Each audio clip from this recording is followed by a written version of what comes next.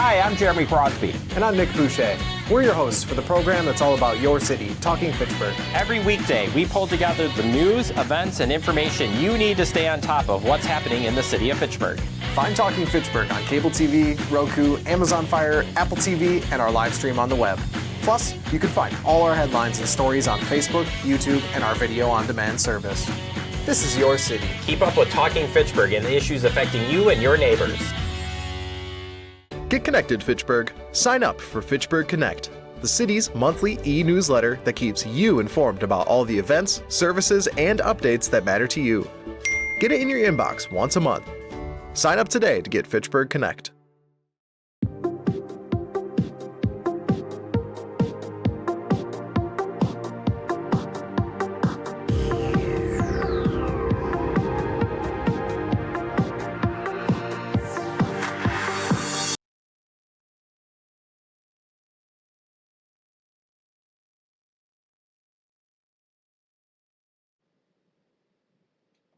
All right, we'll go ahead and call this March 9th RCC meeting to order.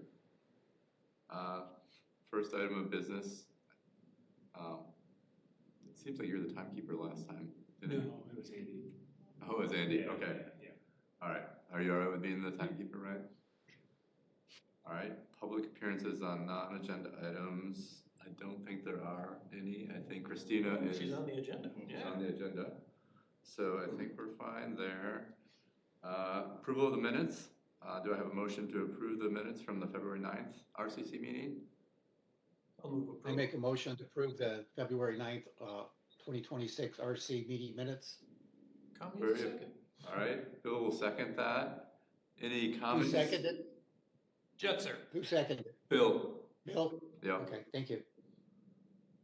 Any comments, edits? Hearing none, all those in favor of the meeting minutes from the February 9th, 2026 RCC meeting, say aye. Aye. Aye. Opposed? Aye. Yeah, you gotta give a little extra time. All right. Minutes pass. Moving on to agenda items. So we have new business. Item 4A, bilingual environmental conservation fair planning with Christina. So I think we've got ourselves back on track. Sorry for the delay with the meeting, but I don't know if there's anything that you need to introduce with it, Ben, or if we can just let Christina roll with it. Yeah, thanks for coming, Christina. I think if you want to maybe just kind of set the stage here a little bit and again, just kind of go over, you know, what the fair is, kind of maybe some of the vendor or the people that'll be doing some tabling there. And then we can talk a little bit more then about how the RCC kind of fits into everything. Yeah, absolutely. Well, thank you for having us. So we are Wisconsin Ecolatinos. We've been organizing the Bilingual Environmental Conservation Fair, this time at the Hostohoshi, a new community center. As Phil has been updated, we've been planning since early January. We invited different organizations that have information and resources in sustainability and conservation throughout the county. And so far we have 21 organizations signed up among a couple of the sustainability offices from Dane County and the city of Madison, and then other organizations such as the Dane County Landfill Trash Lab, Wisconsin Energy Institute. They're gonna bring, everyone is gonna bring these interactive displays, so to engage people and educate them in some sort of topic related to the environment. So we have a very nice, nice event. I'm very happy with the organizations that had signed up already. And we have, so it's going to be April 18 from 12 to 4 p.m. And we are going to have live music So far, we have Ken Longquist and the Climatiers. We have Angela Puerta. He's a very known Spanish singer in the area. We have a group of students from La Follette that will perform also. So in terms of entertainment, it's looking good. So we're gonna have some live entertainment. We did apply for the sound permit, and we are going to have, let's see what else. We have numerous giveaways. We're gonna have three saplings from provided by the Dane County Tree Board and CARPC. They always bring, lots of them, 50 plus. Last time, I think they handed out probably more than 50. We will have also different projects that we're running, and we will be able to have giveaways in terms of water filters, air filters, some organic waste kitchen collectors to entice people to divert waste from the landfill. We have things for kids. We have a few items for the kids, like paper lanterns, a few kites. We were trying to go more towards the paper and not plastic, since we have a no plastic campaign. So that's hard, but whatever we have, it's intended to be degradable. I'm not sure if I'm missing something, Phil. Did we miss Phil? Thinking, okay. No, that sounds pretty comprehensive. Yeah. Yeah, we're really excited to be hosting this. I know we've already chatted a little bit about some planning things, and we're going to do a walkthrough in early April just to make sure that the space has everything that Christina and her team need, and that we know what the layout's going to look like. I think that Ben and I will probably be pulling some additional tables from elsewhere to accommodate the number of participants that are going to be here. So we're excited about that. Yeah, I know. Yeah, that's the only thing that we probably need, because we have a pretty good number, and I don't think we can take any more. Counting the city of Fitchburg table too, right? Yeah, because the space is good size, but I think it's 22 that we have is plenty. Yeah, I think we cannot take any more new exhibitors. Yeah, so we're really excited about the event. We began promotion. There is an Eventbrite created. There is a Facebook promotion, and I've been, sharing the event with all our community partners. Well, that's all sounds really great. Sounds like a lot of fun with not only the kind of organizations there, but the live music as well. Well, that's awesome. Let me think. I had a thought and I kind of lost it here. Oh yeah, so you and Phil are going to do kind of a tour. It sounds like early April then, and then I assume that's just kind of to finalize kind of where the tables go, get set up, and all that kind of the logistics. Yes, because we need to make sure the layout is prepared, because some people will need a power source and others might need water. So we need to make sure everyone has like the right place. Mm-hmm. Okay, that's great. And I think one thing we could kind of help out with, if you could forward some of the promotional stuff, the Eventbrite or the Facebook event. I think that's something we would be happy to kind of share amongst our circles. So that's definitely something I think we can do. And then as far as kind of having a city table, was anyone interested?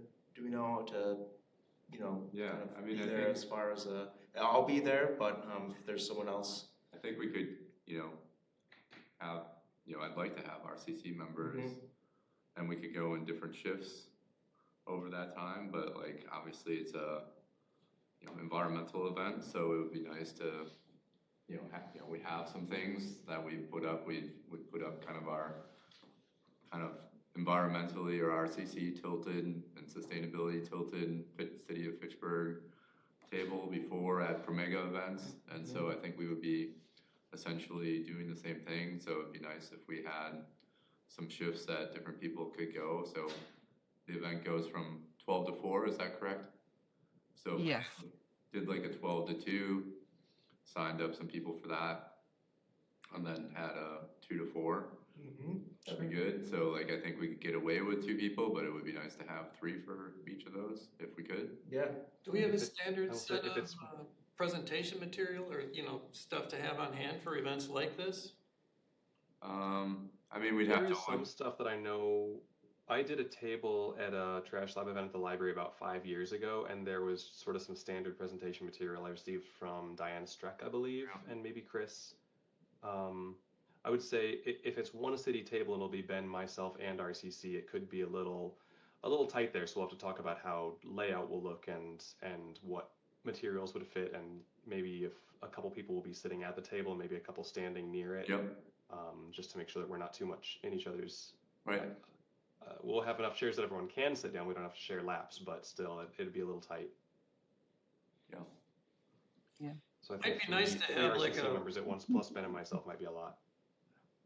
Might be nice to have a one-page summary of our new sustainability plan there too. Mm-hmm. Yeah, I can Yeah, have kind of a digestible. half pager with QR code. Yeah. That'd be great. So I have a question for Christina. So from 12 to 4, so there's essentially going to be these vendor tables, and so it's going to be kind of like an expo that people are walking around and learning about different things, and then Yeah. will it Yeah. be speakers So there or will just- be no speakers. Okay. It will be the tables will be offering their information. I encourage them to have interactive activities, which most of them have. They'll bring, for example, they'll have the Wisconsin Energy Institute will have a weather station simulation. The insect ambassadors will have, boxes with insects that kids love, things like that, the trash lab. And what we are going to do to encourage people to go through the exhibits is that the giveaways that we have, we will give, the exhibitors a stamp, and the participants need to collect the stamps to claim those giveaways. Very nice. Scratch what I said about needing a chair. I'm just going to go around to all the exhibitors. I want to see the bugs. Yeah, correct. You probably won't need a share. Yeah, yeah. With 20 that we have, it's good. It's a good number. And Hey, Christina, I noticed on the Eventbrite site, it says open to all and accessible people with disabilities. I'm a board member with Accessibility Wisconsin, and we provide outdoor wheelchairs for free to the public. We also have them on our stream cleanup if people want them. So I could bring one out there if you want one, if you need one. yes, please. That actually was a petition from one of our volunteers, because she has connections with the groups of people with disability, and she said, people feels left out when we don't make, we don't say it specifically that is accessible. And I was at the center, and I'm pretty sure it's pretty accessible, right? It's all, there are no steps, and people can move around easily. So yeah, absolutely. Okay, yeah, our outdoor wheelchairs can basically almost go anywhere. So Excellent. I'll reserve one and have one brought over. Excellent. Thank you so much. Mhm. I just remember one thing that just came up, and it's the possibility of selling food, because I know from the other previous events, people who ask, for a food truck, but I know food trucks are a little bit complex.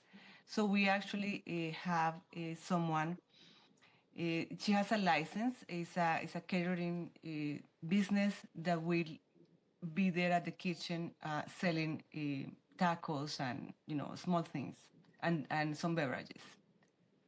I know Fitchburg, different than City of Madison. She said she has City of Madison license. I don't know if Fitchburg requires a different license. We can find that out. And I don't know the answer off the top of my head, but we can find an answer. Okay, sounds good. So you're fine with that? Having someone there, selling some food. Yeah, I think Sounds great. if the food, if there's no problems on the licensing side, like I think having a food at an event like this, like just helps to enhance it, make it more attendable for the participants. So, I mean, you already have some music, it sounds like. You may add the food to that. I assume this person would have some beverages as well, or? Yeah, they will, yeah. Okay. And then we've got all the vendors, so people are gonna be able to learn. So it sounds like Ben and Phil are kind of helping you with layout and some setup ideas and so forth. Is the biggest thing that our commission could help with for this event leading into it is to help promote it? Is that kind of the key thing? Yeah, absolutely. Yeah, definitely. That's something that the city can help us with. Promote the event. We have this really nice organized event. So yeah, please promote any way that you can. Okay. Hey, Christina. Christina, apologies if I didn't forward this to you before, but earlier on with the talking through some of the logistics for this, I did ask Adam Sayer about a permit. His response was, if the food truck is in the parking lot, it doesn't need a permit. If it's in the street, it does. Mm-hmm. So then no food truck. It's actually the people is going to be inside the kitchen. Remember, there is a kitchen at the center. Oh, right. I'll check on that. We might be okay because it's not in the right of way. It's not on the exactly. It's not. Yeah, I'll check. I thought that would be easier than having a food truck. Yeah. Mm-hmm. Since we have the trash lab already, that takes significant space. Yeah. Mm-hmm. Hey, Christina, I should probably get one clarification regarding the outdoor. Is this an indoor event or outdoor event? It is both. We will use all the space in the center. Yeah. Because I haven't been there yet. So will there be activities outside then? Yeah. The entertainment is going to be outside. Okay. Yeah. If weather is good, it'll be easier to have more people outside. We do have some covered patio space outside, but certainly I would imagine there aren't many presenters who will want their table out if it's, say, raining.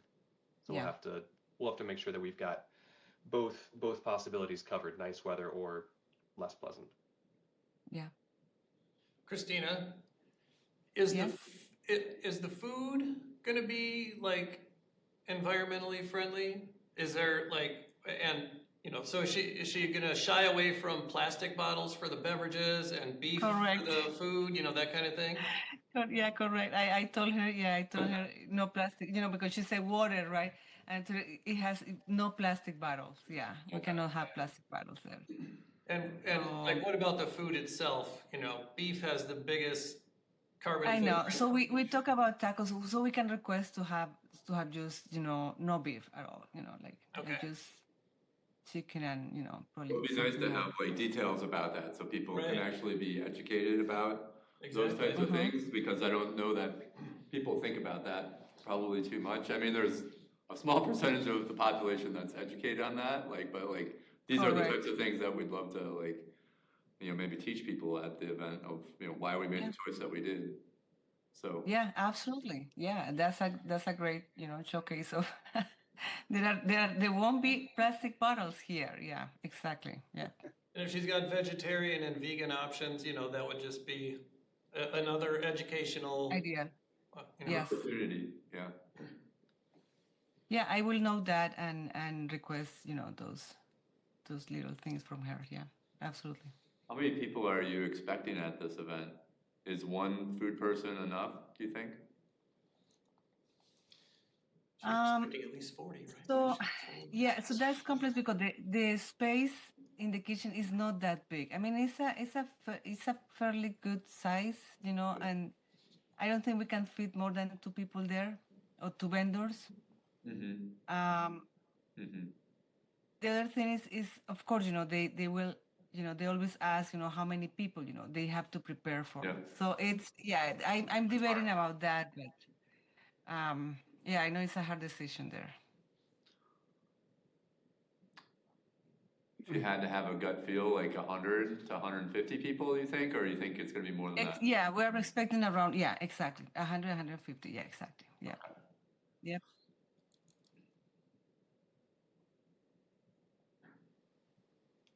Yeah, well, I guess tacos can be made pretty quickly, right? That's true. They know how to manage. She said she was fine with the, Okay, great. around 100 and 150, so they should be fine. What's your, I think you probably stated this before, but just to restate it, like, what's your overarching goal from this event? Like, what are your biggest aspirations as we lead into this kind of inaugural event? And So then definitely the 150 people yeah, attending, that would be a goal. I already accomplished one, which is bringing this event to this community, the location, close to Leopold School. I think that's definitely, one of the goals that we met already. And well, it's a busy event, so yeah. I just cross my fingers, we get good weather and everything, goes smooth. How many years have you held this event? 4 years. This is our fourth. This is the fourth one, all right. Yeah, this is the fourth one. Yeah. Inaugural one in Fitchburg. Is this the first one in Fitchburg, or am I wrong by that? It's the first in Fitchburg, yes. Okay. The first Where one. were the other 3 events? So we did one at Warner Park. Yeah. And then 2 at Albert Park. Okay. The last 2 have been at Albert. Yeah. How does this compare in terms of like vendors that are coming to those events? Do we have more vendors at this one? No, we have we actually had at Albert we had 30 sign up. Like there were a few sign up at the last minute. Yeah. Which I said, okay, you're welcome. But this time, I think this space, I think it's better to have this number of exhibitors to give them also the chance to interact with people, right? When there is too many exhibitors, too many tables, then like it kind of like people get lost there. So I think this is a good number, and since we are gonna try the stamp, stamp collection system to entice people to go around the table. So I think it's gonna be a good number of exhibitors. Okay. And I was always looking into the presenter, the exhibitors that have a very interactive exhibitions, right? That have like the weather channel, the weather station, or there is going to be I can't remember the name, but they are going to actually do a comic book. They're going to have people that stop by, try to, they ask questions and make drawings and this and that, and they're going to create a comic book of the event. Yeah. So that was my idea of the people, that they really wanted, and wanted to have at the event, and yeah, we got really, really nice exhibitors. Yeah. Great. Yeah. Do you have any event flyers? So sometimes we can place those out in Fitchburg. Yeah, we have event flyers, and I can, we can drop it off. Where should we drop it off? We can have one. You could just get us a PDF. Yeah, if you've got a PDF or Word doc, you could just send Phil or I or both. Oh, okay. You want to use the digital? Okay. Print off Yeah. copies. Mm-hmm. Yeah, absolutely. And then, Yeah, we have. maybe recommend also do you have a plan for like trying to share this with people at Leopold Elementary School somehow, so a flyer there Yes. or an announcement or something, so. Yeah, absolutely. We have great relation with them, with Good. the bilingual liaison and the community. The side that is the community organizer, which is Cindy Diaz. Yeah, Yeah, we have contact with her. Yeah. okay. Mhm. Yeah. All right, I think that hits like most of the marketing angles. We'll do our part to share like the Facebook event, Sure. Eventbrite items, Mhm. and then so like just so you understand, like, you know, I think we'll be able to do some like Earth Month related posts from the City of Fitchburg website. But then, you know, like myself, I'm in the Swan Creek neighborhood, which you know probably know how big that neighborhood is. So there's a lot of people there that I can reach out to, and then we also have like all of our other members in the neighborhoods that they're at. We'll be sharing those out within their neighborhoods on whatever social media or you know, Okay. email. So like, you know, I think we'll try to get the word out as best we can. You know, Quarry Hill is another one that we're a part of. I'm sure there's a few others as we're spread kind of around Fitchburg. So, so yeah, we'll do some social media posts on it, and hopefully that helps with the hit your goal of 150 on it, and then we'll work amongst ourselves to figure out how to handle the shifts. So we'll iron that out, and we'll represent and have some environmental sustainability things. A link to our sustainability plan will be part of that, but we'll also do some things on probably, you know, a big thing that we've done is plastic bags, you know, trying to reduce plastic bags and just overall plastic use. So I know that'll be likely part of our display. We've done some things related to anti-idling is another thing that we probably have some content on. We have a few other things as well. So like, I think we'll put out things related to anything that we have related to like biking. You know, I think we have maybe some flyers or some things related to that as well. We got a lot of different Yeah. flyers, so we'll have plenty of things to kind of hand out if people are interested. Yeah. That's good. That's good. Excellent. Excellent. I think those are great ideas, and yeah, it's, you know, it's gonna be a great event. Hopefully, you know, the community shows up. Yeah. Are you doing any press releases on it, like to the local news stations by chance? We are. I know it's most surprising because they took the information already from the Eventbrite. Yeah. But I wanted them to have a picture, so I need to follow up with them and Okay. 365 and a few others. Yeah, and we I have will do a radio presentation at La Movida closer to the event too. Good. And we have Jeremy with FACTv looped in as well, so I will try to get Jeremy to also write a press release when we get a little bit closer. Okay. Yeah. And then Yeah, the other thing we'll do is, so we have a green email list, and so we'll put that, you know, some information about the event out in one of those as well. Sometime. Yes, in the that month of would be April. great. Already went out a little bit of information in the March and April Yeah. green e-newsletter, and then I'll send a special Earth Month Yeah. supplement that's got more detailed information on it. Yeah, fantastic. All that is, yeah, definitely that's gonna help. All right. Great. Yeah. Anybody have any other questions, comments? Just one more thing. I know in the past, like more than a decade ago, people at music festivals would have these bicycle-powered sound stages. And I was wondering, you know, like today's evolution of that, which is a lot easier, would be to have people bring their little portable, like lithium-ion generators that they have previously charged with solar panels. You know, something like that. So you could say, hey, all the electricity that's used for the musicians was coming from solar power. You know, something like that. That would be interesting. We'll have to find out.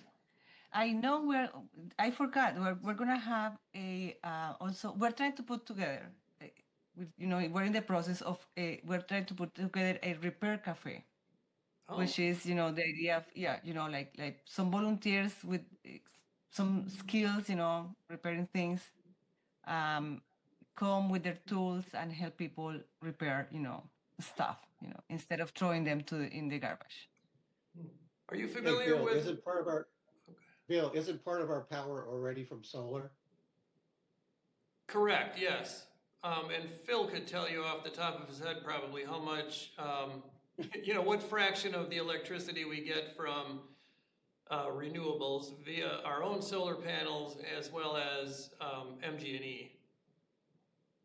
Yeah, for the whole city, it's about 42%, but that includes some of the rooftop solar and O'Brien solar that we have generated. And so coming directly from the grid, which is mostly what we're getting at Hosta Ochi here, it's closer to about 25%.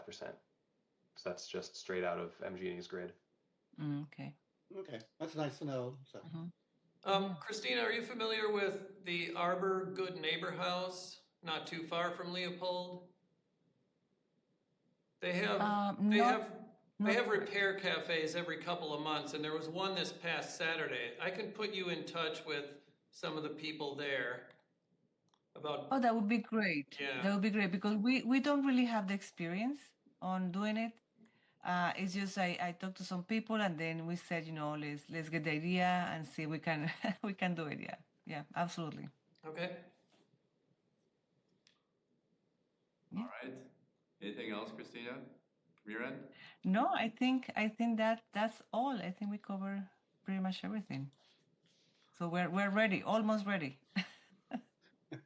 All right. Yeah. Yeah, and I'm sure Diana probably missing that she missed the conversation, but I'm sure she'll do everything in her power to help promote the event as well. Oh yeah, yeah. She's gonna be there with focus. So Yeah. so yeah, that's gonna be really good. Yeah, absolutely. Mm-hmm. All right. Well, Okay. thanks Well, for your thank you time so much. tonight. I appreciate it. We look forward to the event. Thank you. Thank you so much. you, Yeah, we'll Christina. see you. We'll see you at the event. Okay. We'll be in touch soon. Okay. Bye bye. Bye. Bye.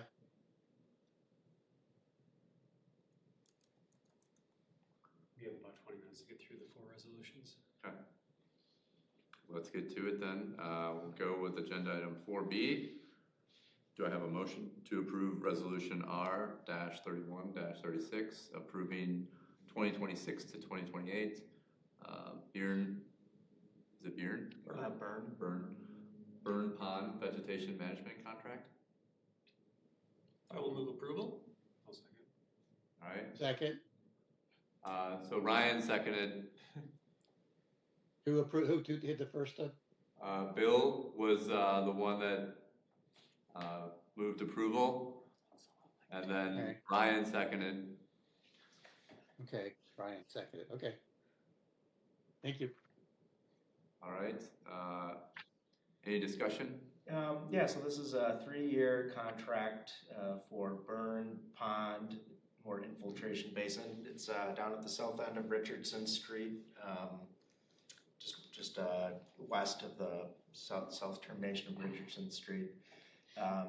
It's been under contract with Field and Stream for the last few years. There's a few spots where we're just getting reed canary grass kind of coming back year after year. The thought is that the whole kind of seed bank was probably filled with reed canary grass. You can look at the historical imagery, and before they did the project, it was all just reed canary grass. So it seems like some of that is just kind of still in the soil and coming up. So, and that's one where if it spreads, it's extremely difficult to eradicate. So want to make sure that it's not going to take over the whole basin. And like I said, it's kind of these isolated locations. In general, Field and Stream, who I've been doing work on it, has done a nice job. Pretty high percentage of natives out there, and again, it's just really trying to make sure it doesn't turn into just an overgrown patch of reed canary grass in the next few years. So that's about all I have on that one. Happy to answer any other questions. Does the reed canary grass get spread by birds as well? Or is it mainly I- whatever was there in place? And Yeah, I think it's primarily just through seed, and then it can get carried by water too and washed down. So this is kind of at the end of a drainage catchment, if you will. There shouldn't be any seed kind of coming in. It's all urban upstream, so that's why we think it was just seed that was dormant in the ground, basically.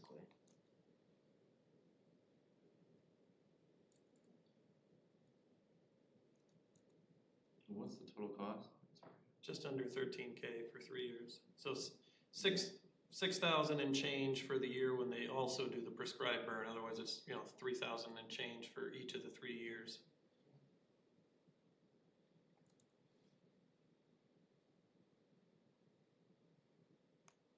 Any other questions, comments?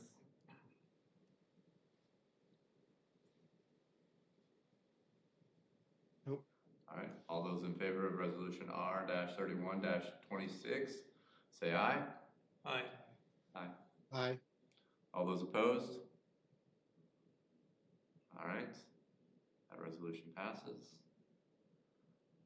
Moving on to agenda item 4C, do I have a motion to approve resolution R-30-26, approving 2026 to 2028 stormwater utility vegetation management program contract? I make a motion to approve resolution R-30-26. Okay, Ron moves approval. Anybody want a second? And second. Ryan has seconded. All right, so this one here is our larger citywide stormwater utility vegetation contract. So this includes all of the Terra Vesta neighborhood and the medians and terrace infiltration areas there, as well as the larger outlots with the infiltration basins and wet ponds. And then in addition to all of Terra Vesta, this includes about 20 other ponds throughout the city.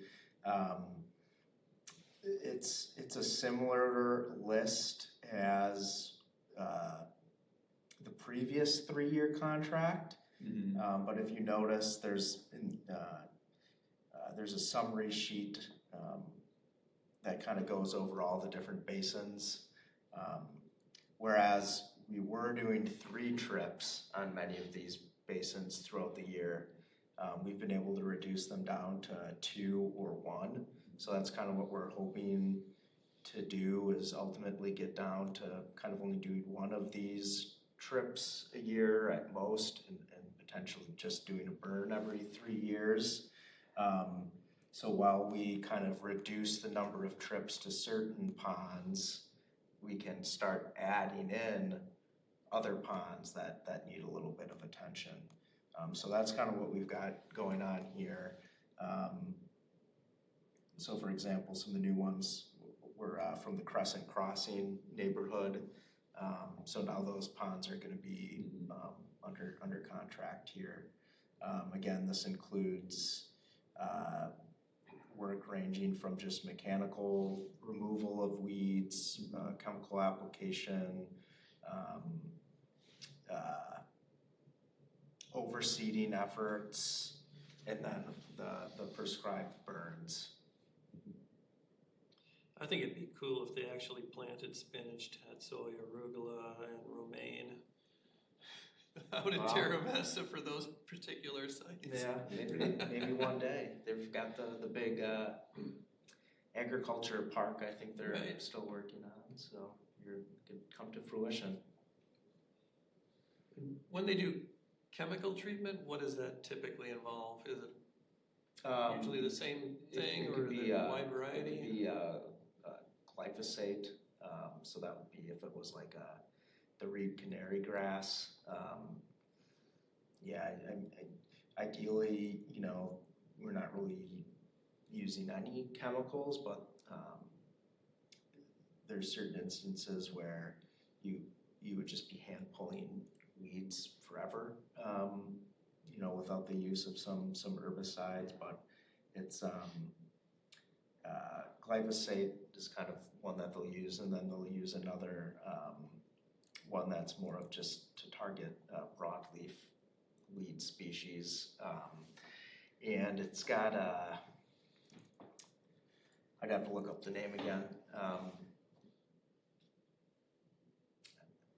want to say the wrong thing. Maybe 2,4-D is coming into my head, but that might not be it.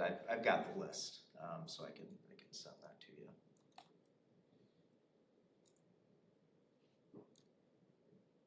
All right, anybody have any questions or comments on this contract resolution?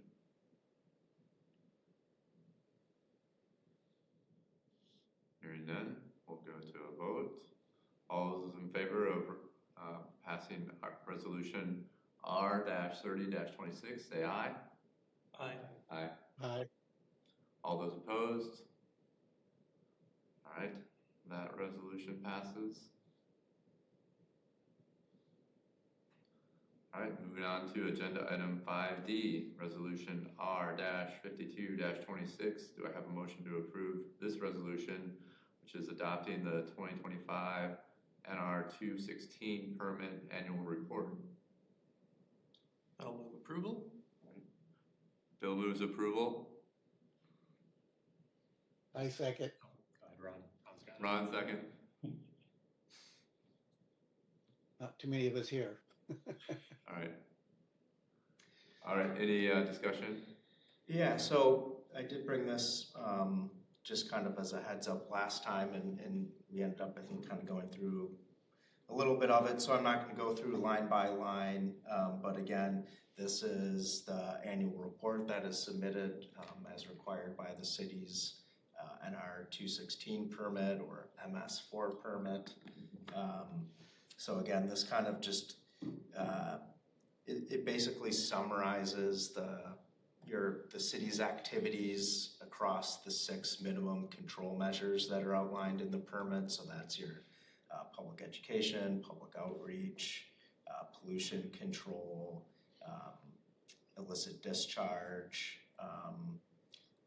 inspections, pollution prevention, and then like post-construction, your actual stormwater management basins.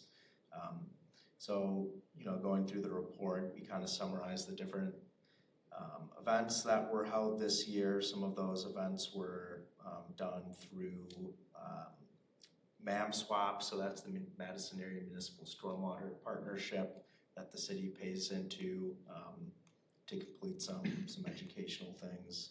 But then the city also did some educational stuff on their own, did a couple rainfall demonstrations with the Girl Scout group and at Youth Government Day at the city.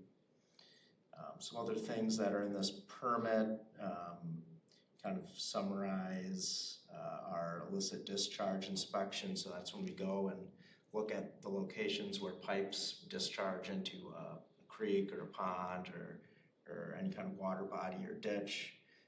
So we did 33 of the 78 major outfalls in 2025. Again, we kind of do a third of them each year.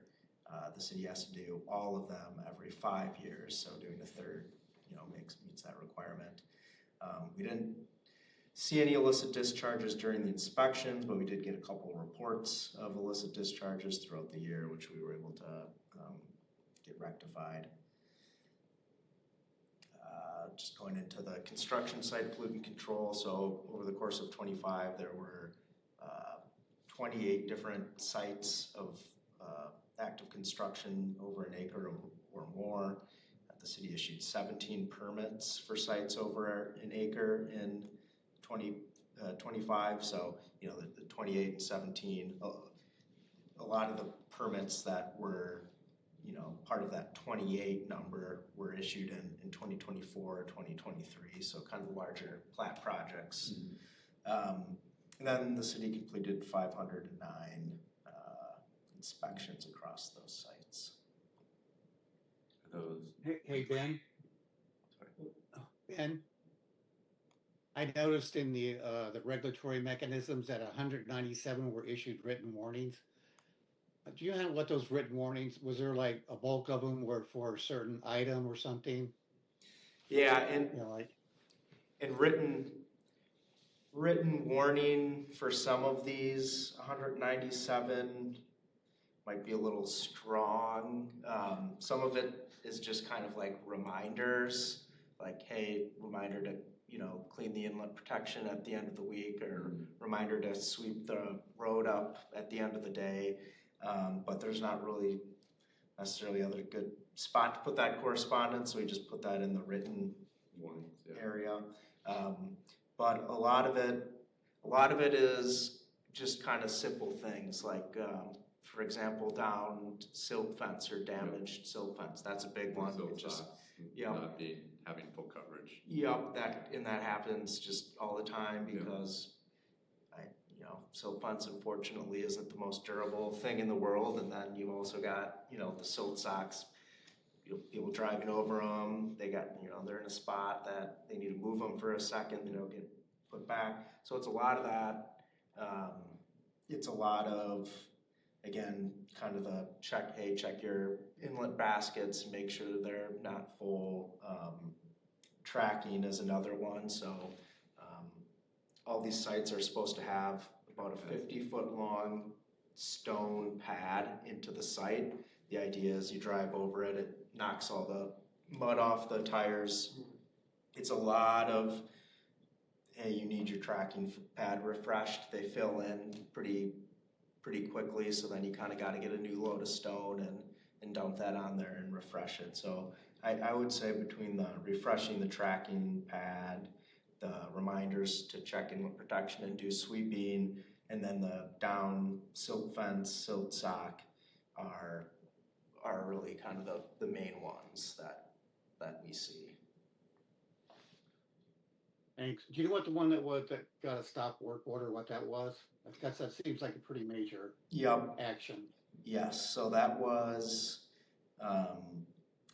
from July of last year after a pretty heavy rainstorm. It was in the Jamestown Quarry plat, so north of McKee and between Capeck and Fitchrona.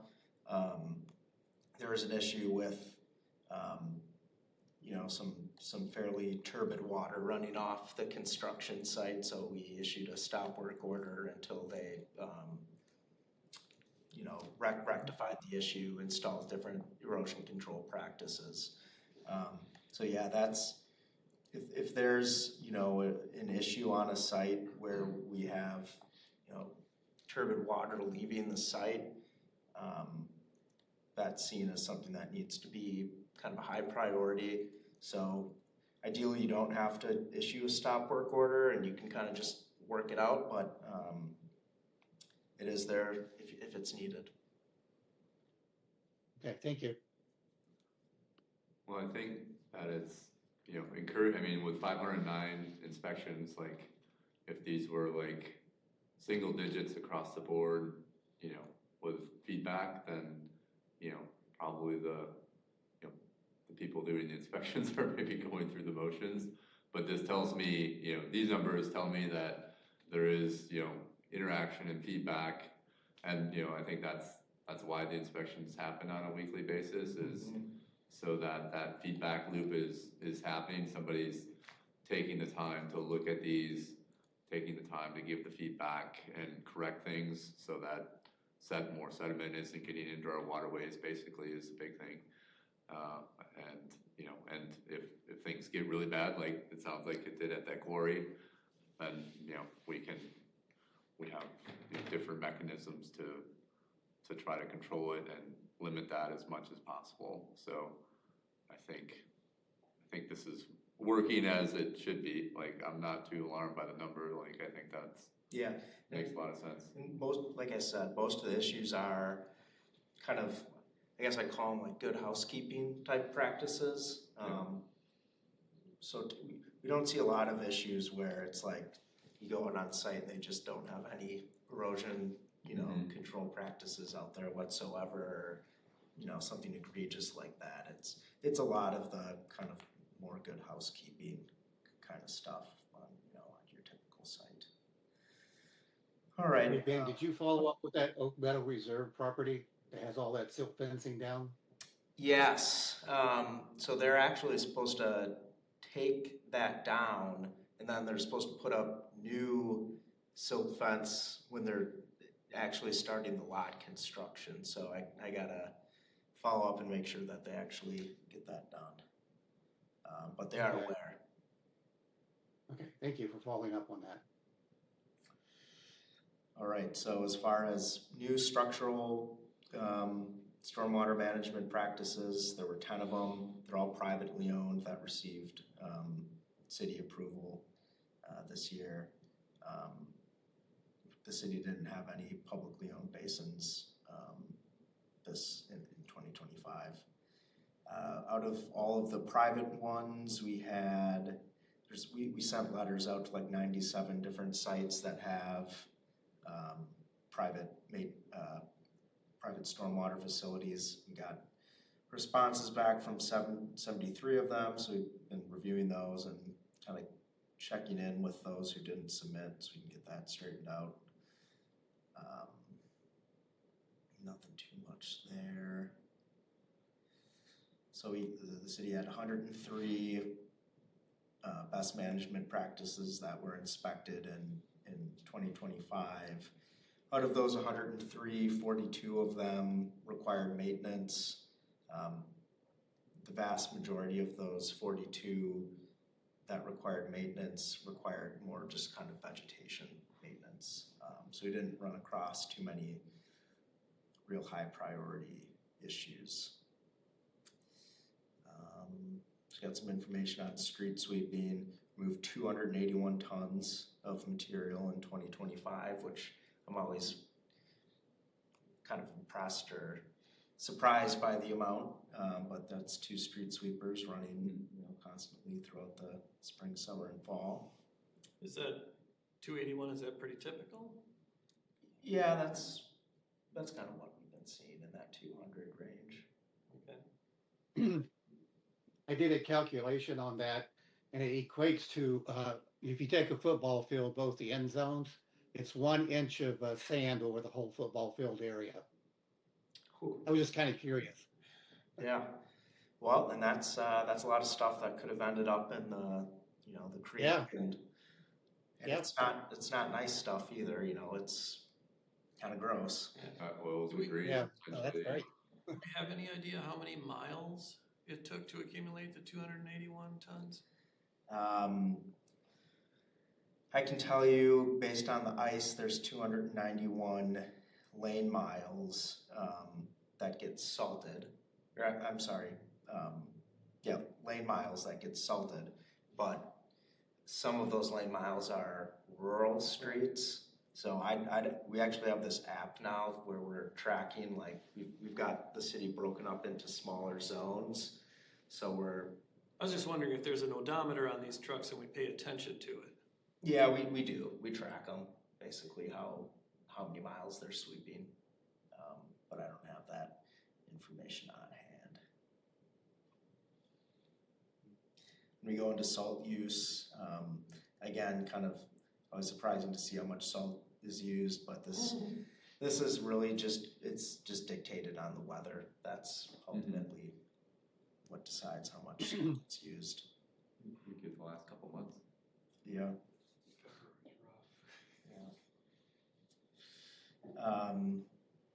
All right, so those are kind of the bulk of the items there. The appendices at the end go into a little bit more detail, summarizing the items that were actually submitted in the report. Yeah, unless there's any other questions, I think that's about all I have to share on it. As I mentioned, there were comments at the Board of Public Works, just as far as like adding in the fact that the city purchased the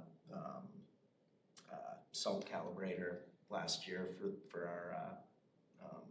our trucks. That's been great.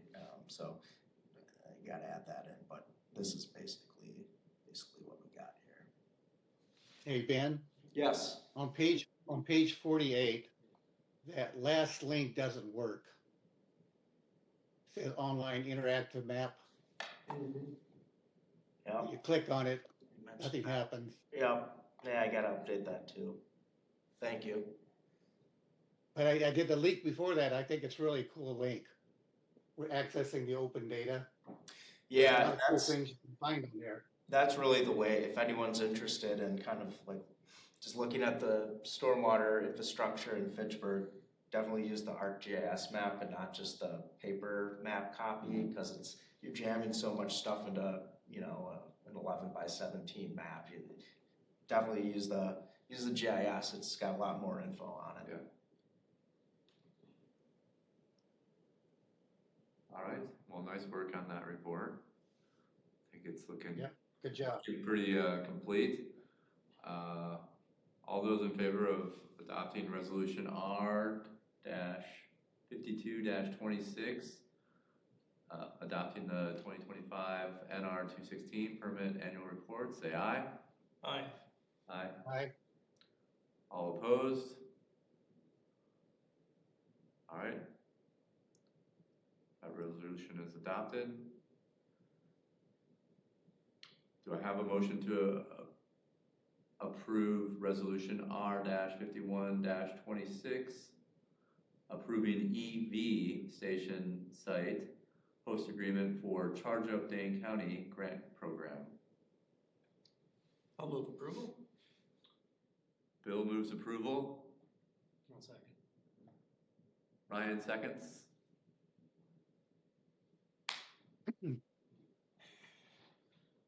All right, any discussion? I think I gave a preview of this in January or February, but just in case I didn't, there was a resolution a couple years ago that went to council to approve my participating in basically a county-wide team that was going to work with Dane County and the Greater Madison MPO to essentially create a plan to expand EV charging in Dane County, identify and close network gaps. The thought at the time was that whatever process went forward, we might like to be a part of, maybe not, but at least we'd like to have a voice on what that ultimate program would look like, and we needed to get council approval because if there was any cost to the city in pursuing this in our own on any government property, we would have to identify some funding for it. So that did go forward. It took a couple years. Dane County ended up being asked to submit for a second round of funding and was approved for that, received over $14 million as part of this Charge Up Dane County grant program. This is through the bipartisan infrastructure law signed in 2022 or 3, I forget which year, I think 23, maybe even earlier. But they kind of received $14 million. They went through a process to determine what the site host identification was going to look like, and then they have released 2 rounds of RFPs for site hosts to apply. Fitchburg did apply in the second round of those RFPs back in September. We identified based on the criteria they were looking for in terms of where EV charging gaps exist and where they'd like to direct this funding.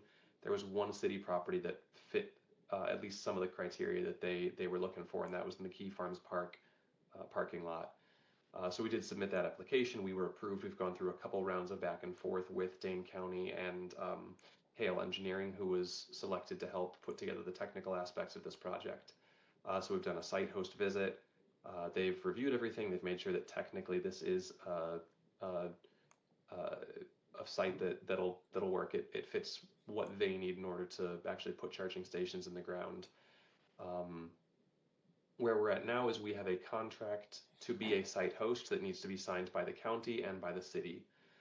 So this was presented at Parks Commission on Thursday night. They approved it. This will go to Finance and Common Council tomorrow for approval. And then once this is approved and signed, then we start working on the next phase with the county and with Madison MPO and KL Engineering. So that's just kind of where we are now. Right now, I could answer questions if you have any about the program itself, the site. It's laid out in the staff memo, but I don't want to go on too long before I kind of see where you guys are at. And I think this is great, and I appreciate all the work you did, Phil, to make this happen. to be a big improvement for our EV charging network in the city. I do, on page 81 of the grant award details, I do appreciate the wording there.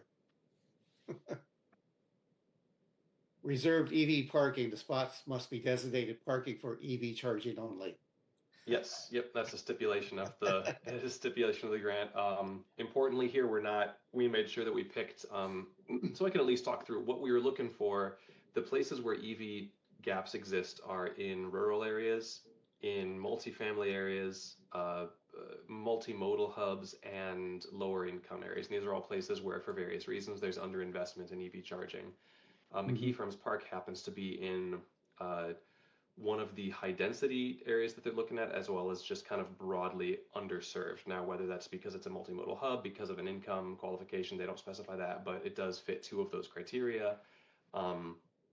What we really liked about this is that the McKee Farms Park parking lot is very large. They require you to use 5 spaces for 4 EV chargers. One of those 4 has to be ADA accessible, so it'll take up 2 of our previous parking spaces. So essentially, we lose 1 parking space in the entirety of our. I ran the numbers, and I think it was 225 parking spaces between all of the parking lots at McKee.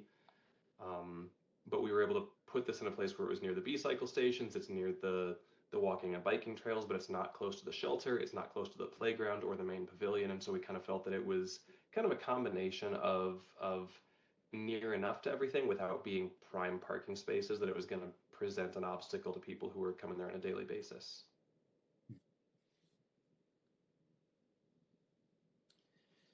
Phil, do we know what the typical charging time is? Like, do people tend to try and fill up their entire 80 kilowatt hour battery here, or are they like topping it off for an hour or 2? I don't know what typical times look like. I'd actually be really interested to reach out to Dane County about that, because they're the closest analog to what we have. I know that there are a couple of Dane County parks that do have level 2 charging. I suspect we'll see some of both. I suppose it's possible that people in the nearby multifamily housing, and this is part of the advantage here, is that it's in a multifamily area, that people in the nearby multifamily lot, will park their cars here, charge them up all the way, and then go elsewhere. Personally, I think drivers like me are going to maybe benefit the most substantially. I have a plug-in hybrid. It's got a 13-ish kilowatt hour battery. I can go about 32 miles before I switch to the gas engine. Lovely to have that gas backup. I'd really rather drive it as an electric all the time. But because the battery is so small, I haven't installed level 2 charging at home. It's not cost advantageous. And so if I'm doing just a couple errands around town, no problem getting there and back home for overnight charging. If I'm doing daycare drop off and daycare pickup, and I'm trying to get to curling out in McFarland that night, I'm going to run dry on charge. And so finding level 2 charging during the day is pretty essential for a plug-in hybrid in my kind of situation. Essentially, I will, if I know I'm getting low on charge, I'll make excuses to find places to visit establishments that have level 2 charging to make sure that I can get that battery topped back up. So I suspect that I'm not alone in that. And with the rise in plug-in hybrids, you've got your compacts like the Toyota Prius plug-in hybrid. There's minivans like the Chrysler Pacifica.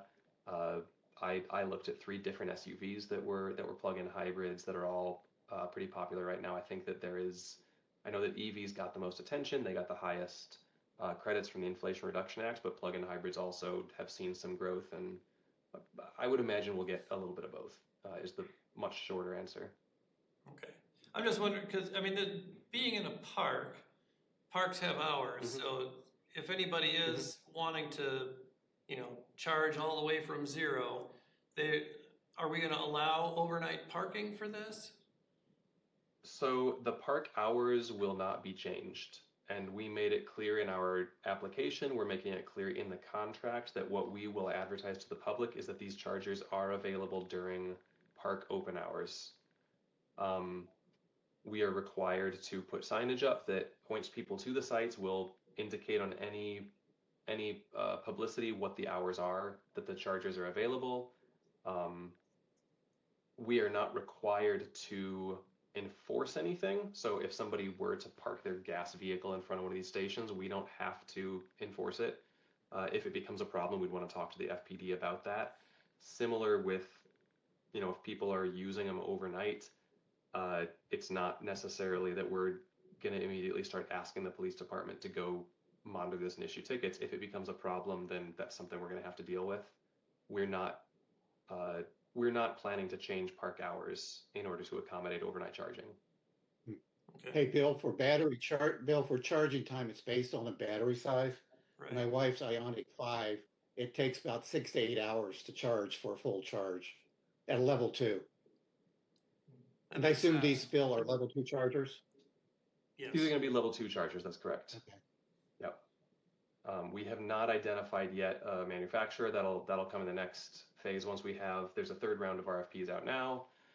Once they've identified all of the site hosts, gotten contracts all signed, then they will move forward with identifying putting out an RFP for an installer who's gonna, they'll figure out what brand and model of chargers do we want to go with and go through some of those details. So we don't know what chargers we'll have yet or what software to capture and report data, but they will be level 2.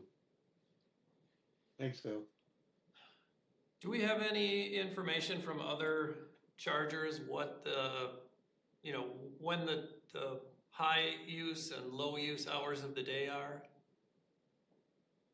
Don't have that data either. I would imagine it depends on the establishment. It depends on where the chargers are. If you've got, I've used chargers at a couple of restaurants, and I think high use is when the business has the highest number of customers visiting.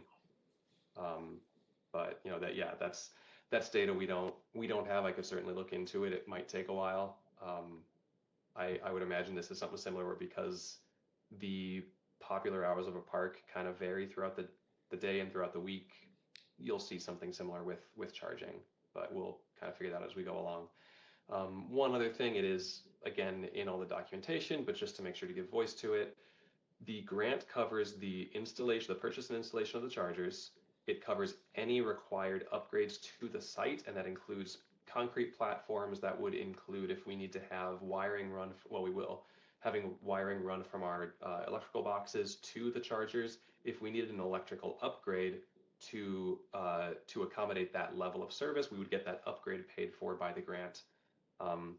The grant will also pay for the first 5 years of operations and maintenance. After those 5 years, all of the site hosts will have the opportunity to say, this doesn't really fit our interests, and close it down at no cost to us. Or we can then take on the operations and maintenance ourselves, identifying a contractor, maybe trying to do a joint contractor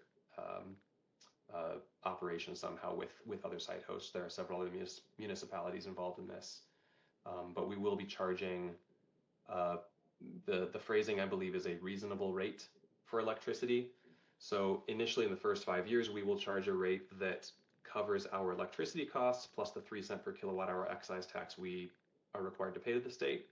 Once we have to take on O&M, assuming we want to keep these chargers operational, we'll increase the rate most likely to cover that O&M so that it's not coming out of existing city budget, but that the chargers are hopefully, we don't want to charge such a high rate that nobody wants to use them, but we'd like to make sure that we are, that they're paying for their upkeep, if at all possible. Hey, Phil, would these be just general chargers? They won't be Tesla specific? Correct. Okay. Who's our main target audience? Is it people who are gonna charge while playing at the park, or is it people who are gonna want to charge and then walk home and come back later? I'm just wondering about the placement, because if it's for park users, then this is probably the best place. But if it's for people that are not necessarily going to be at the park, then it'd be ideal if we could use some of those spots that are like 500 feet to the north. Sure. So 500 feet to the north, we get closer to the splash pad and the accessible playground, and we wanted to avoid that. I think that's much more in-demand parking, and we wanted the chargers to be. We were trying to find a good balance between convenient but not in the way. Right now EVs make up about, my best guess is around 7-8% of vehicles in Fitchburg. So if the parking lot is completely full, 225 spaces, you're talking about 15 or 16 EVs in there. So if you've got 40 people that want to go to the splash pad, what are the odds that 4 of them are EV drivers? Not as good. And so we didn't necessarily want to take up that lot. And I think that getting to an electrical box was also more challenging up there. Same story with the tennis courts that are a little bit farther north. It's a smaller parking lot. So we thought it made sense to put these in the largest, of the 4 primary parking lots in McKeep Farms Park, we chose the largest of those 4 and then tried to make it kind of a balance of central but not disruptive. We know that right now EVs are still a niche market. We want this to not be something that creates a lot of negative feelings right away. Certainly in 5-10 years, we're hoping that the EV market is much larger and it's more of just kind of an accepted thing. Oh yeah, there's some chargers. That's not my place to park. Right now, you don't want to be, you want to, I would say, you want to advertise it, you want to brand this, you want to promote EVs, but also you don't want to become too disruptive and create a lot of negative feelings. And so the thought was more, again, short answer to your question, the thought was more that we were targeting park users. It's a little bit less convenient if you're visiting the retail places north of the park, but certainly it is walkable from those. It is walkable from some of the multifamily units as well. The primary thought had been park users. Okay. Thanks for that explanation. Any other questions or comments?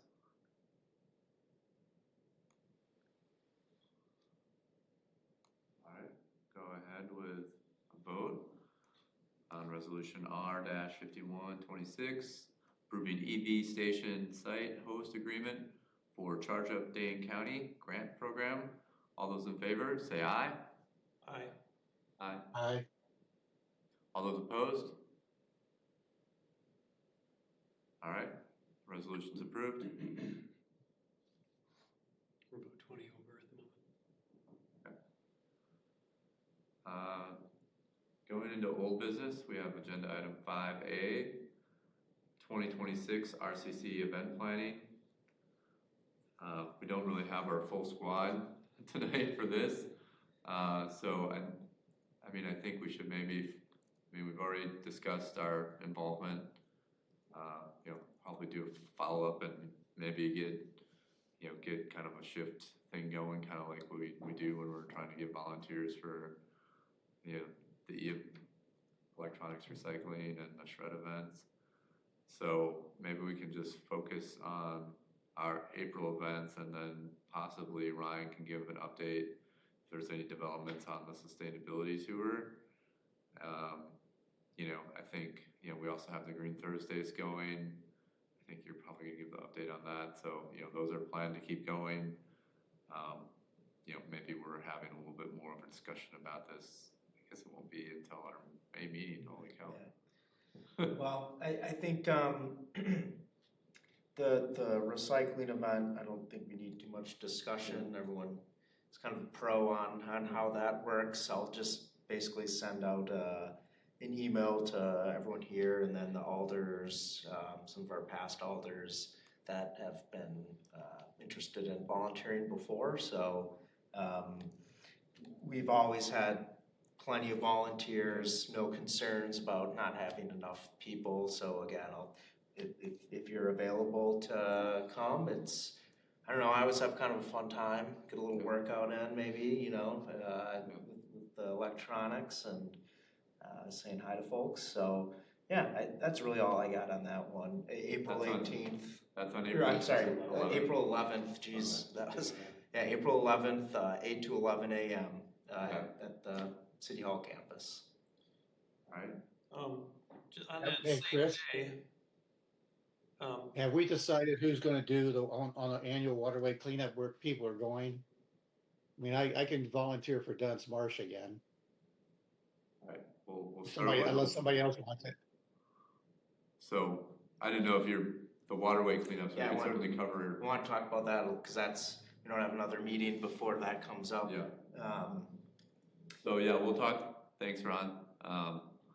I wanted to hit that as well. So we'll hit that. I think this is the most appropriate spot for it.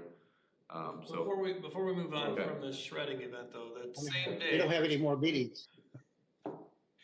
that's the same day, the same day as the shredding event. Yeah. There's a safe gun, disposal event happening at the, Memorial United Church of Christ up the Oh, road, yeah, on not too Lacey far away. Road. So they're trying to piggyback on this and say, hey, before you go to the shredding event, drop off any unwanted guns here.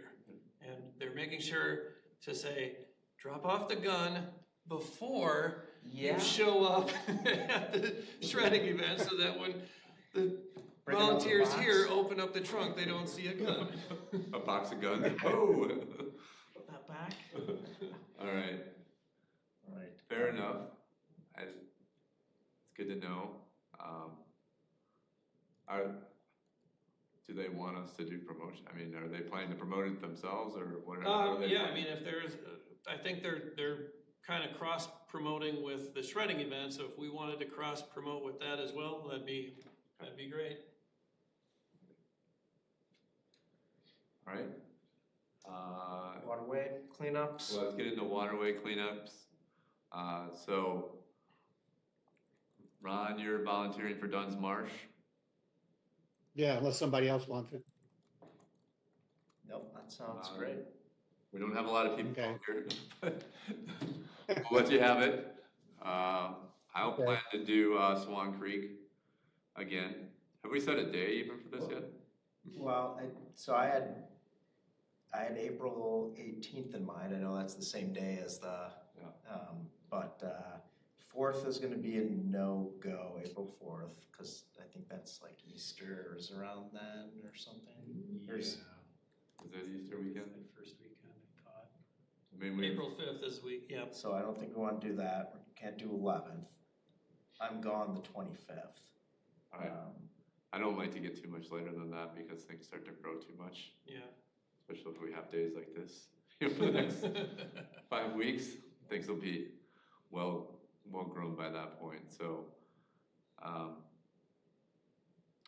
think it is it's the Easter kind of flips around, and we have already so many events in April. It makes it kind of tough. If we're doing the shift thing in the afternoon, I think we can swing it that day. I'm sure I probably have some other things that are going on that day, so I'm gonna have to figure that out. But yeah, I think as of right now, let's plan on that April 18th. So roughly 9 to 11 a.m. And then if somebody needs to change, I'm sure Kim would volunteer to do the Glory Hill. She normally does that. I do Swan Creek. Ron does Dunn's Marsh. Ryan, I don't know if you were around last year when we did this. I think you started just after, right? Yeah, I think I started after the April So, maybe what meeting. the best thing to do would be, I normally have quite a few volunteers out here, or in Swan Creek, I should say.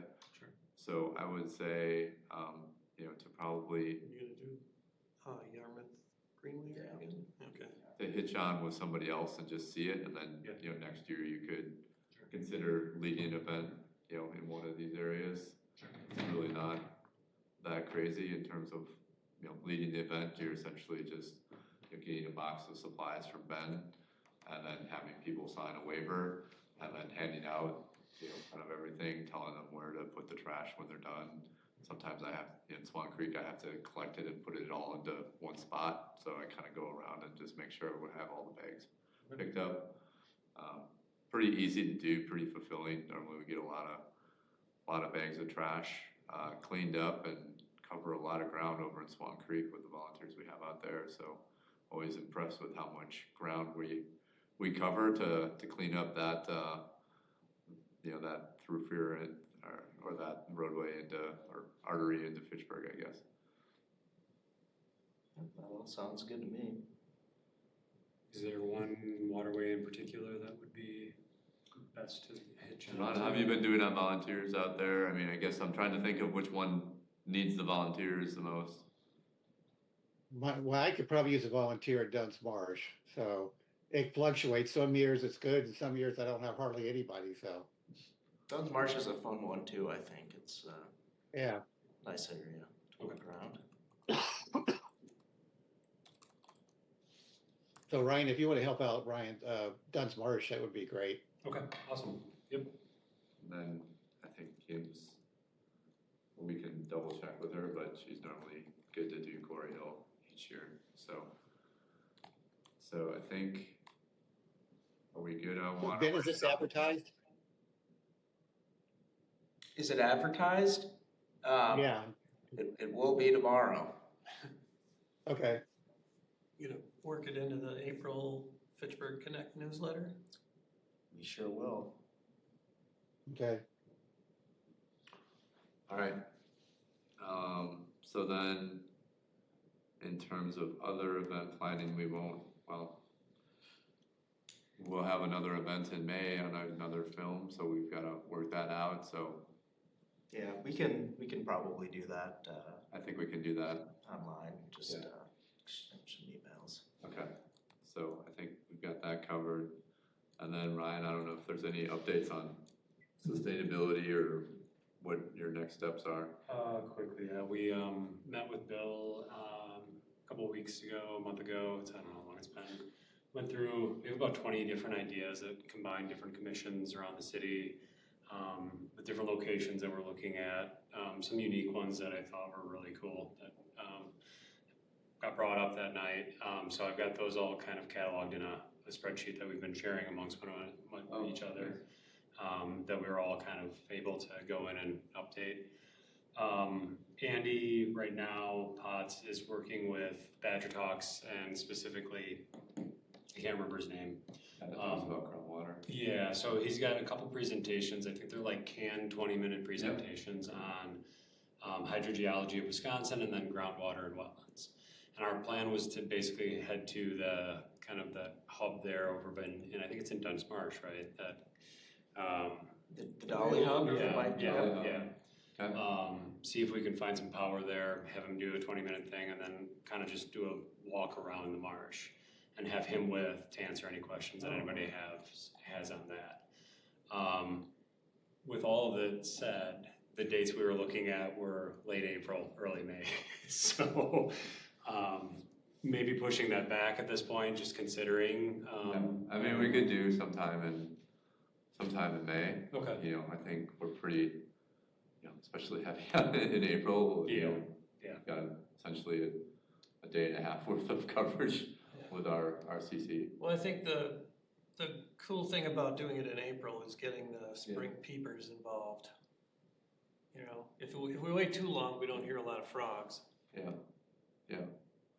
I mean, I'm all right with early May if we think we can still pull that off. Yeah, and he sent Badger Talks a set of dates, about 3 weekends, to see if there was any of those in there that work best for. So I think it starts with that, and then and and then we just put together a flyer and promote it. Okay. So, Okay. I mean, we'll get some details from you on the speaker, and then kind of describe a little bit what people can expect. Cool. And then it's all about promotion. So Ben's been our flyer guy of late, using Canva, and so it's his fun time. Is that how you advertise your wedding? For now. Others are welcome to do it as well if they want to. Sure. But he's been doing it for our most recent events. Okay. No, that sounds great. Good job. I've been on Andy pretty consistently. As I mentioned earlier, I'm switching jobs, so I won't be seeing him as often, but I'll still stay on him over the next to make sure that gets nailed down. And then we do have some other ideas for later in the year that we brought up at the meeting with Bill, but I can bring those up later on so that we can kind of move into next business. So there's no bike tour right now. That would be a walking one. This is just going to be Wisconsin hydrogeology talk for 20 minutes and then a walking tour.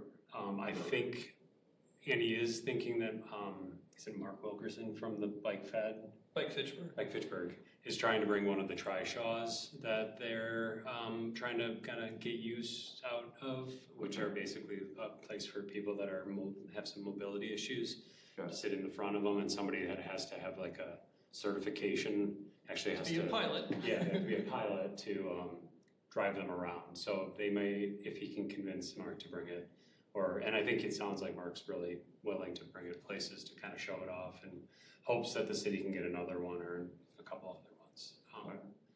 So that may also happen, but I think this one would be more focused on the walking piece of it, and then try to incorporate a biking one later on. In the fall, maybe? Yeah. Okay, sounds great. I'll just throw one more thing out. The mayor has pointed out that, the governor declared 2026 the year of the neighbor. It's also the nation's 250th anniversary of the Declaration of Independence.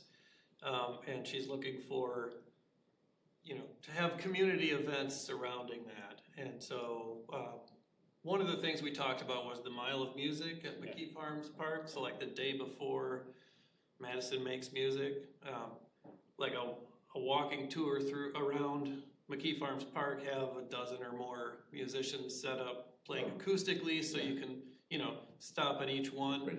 But, if we do something like that, that would be, close to the 4th of July, maybe we combine our efforts with, a bigger community event that same day. Cool. Anybody know, like, we were talking about, fireworks, but what if we had a drone display instead? So we don't have the noise scaring the dogs, we don't have all the particulate matter. That would be a more sustainable option. Yeah. I don't know. UW's done it for some, like, I know one of their football halftime shows, so Okay. like I assume you'd have to maybe get in talks with some type of drone club. Someone's got a fleet of drones somewhere. Right. Yeah. Find out what that would take. I don't know how much one of those things would cost. I don't know either. That's probably the big question. Hopefully it's not, 10 times as much as a fireworks display, Yeah. because. Right. But I think that would be pretty cool. Like the drone displays, I've seen a couple now. So I've seen one at the football game. I also was up at the NFL draft last April up in Green Bay, and they did one that was really neat. I don't know that would be to the magnitude of one of those, but like they're really cool events. Like people are always just amazed. Like it's like just as much oohing and ahhing as a fireworks show. So it'd be kind of neat to do. All right. Any other events? Otherwise, I think we'll continue to talk about some events, but I think we have plenty of things on the table, like over the months of April and May, as is. So we'll just focus on those for now. Moving into agenda item 5B, we had the March 5th Green Thursday event. I think, Ben, you were the only one, like Kim and I did not attend. Ryan was there, Bill was there. Okay. His wife. All right. Yeah, I think I had, was it 12 or 14 people? Okay, so another decent showing. Yeah. The film was good. Trees and other entanglements. People, I think, enjoyed it.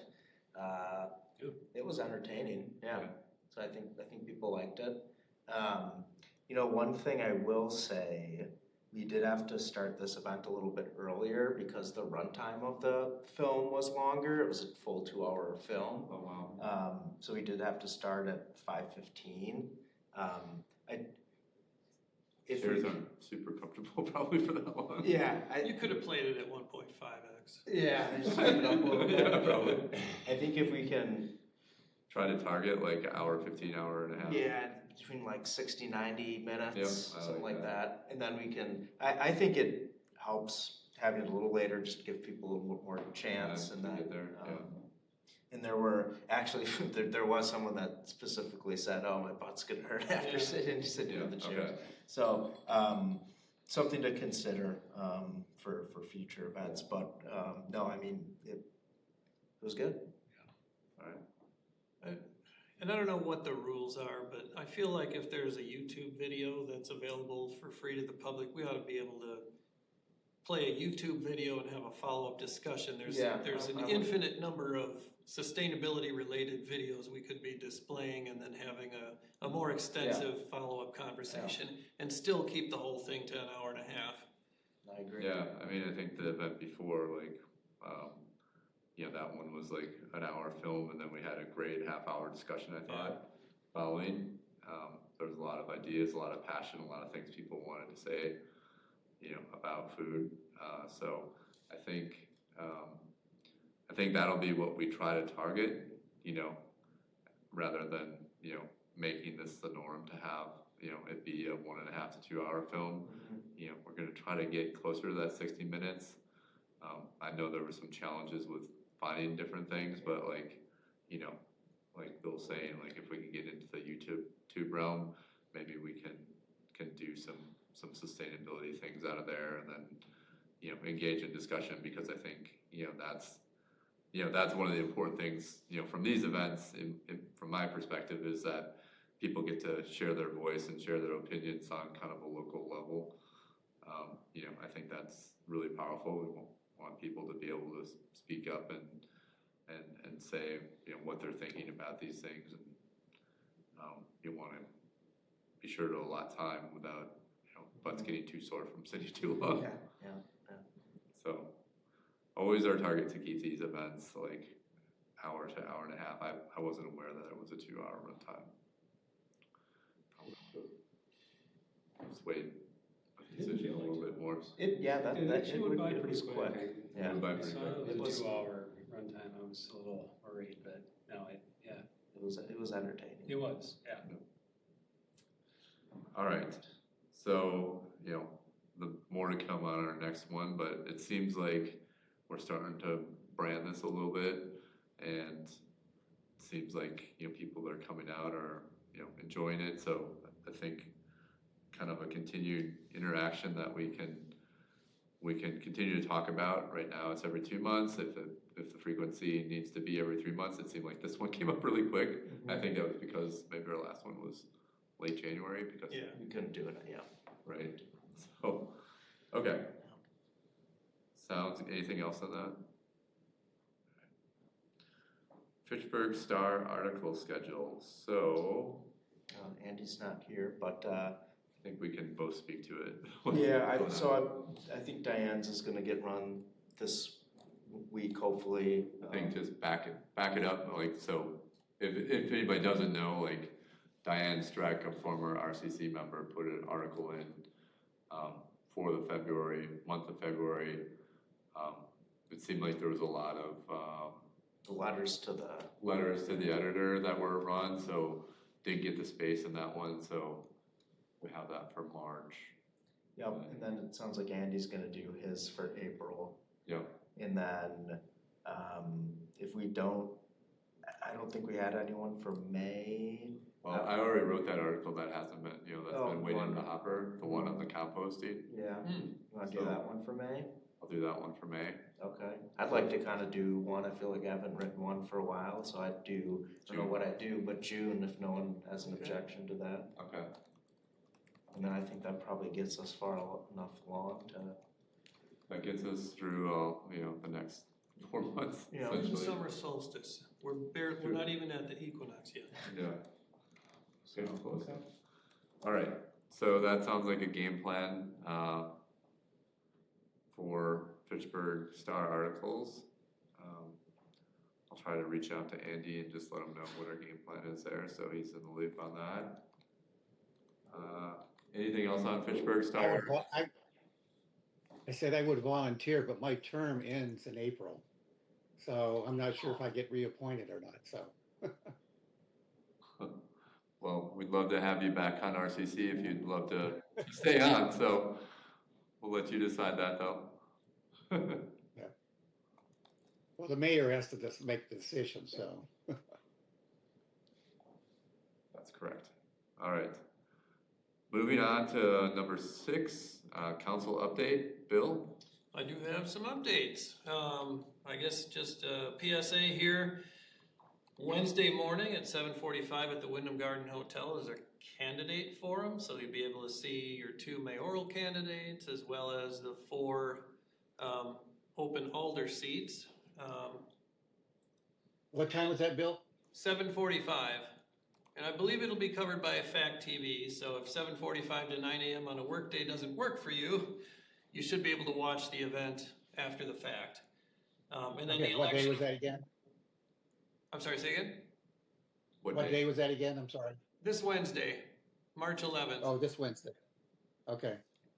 And then the election, of course, is April 7th. And early voting, I think, is underway right now. Couple of legislative items here. The Swan Creek Monitoring Agreement was approved, as was our membership in the Renew the Blue program. Hey, Yeah, Ron is one of the members. So Ron and Ben are the City of Fitchburg representatives on the Renew the Blue Council. Excellent. and we have a meeting on Wednesday. Oh boy. And those are always in the middle of the workday, aren't they? 2 o'clock. 2 to 3, 2:30 or something like that, yeah. Okay.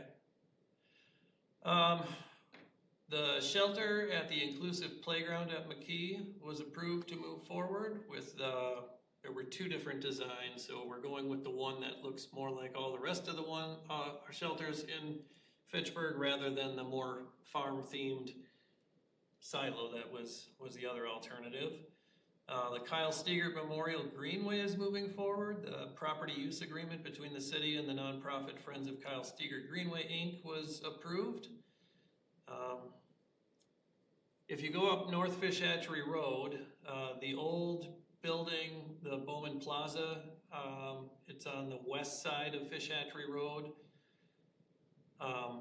That is being demolished to put up, a development in the coming years that'll be, multifamily housing there.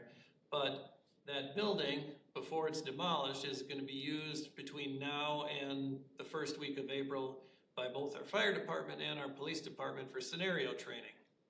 So you may have seen a sign if you went past that recently, because I think they're currently using it.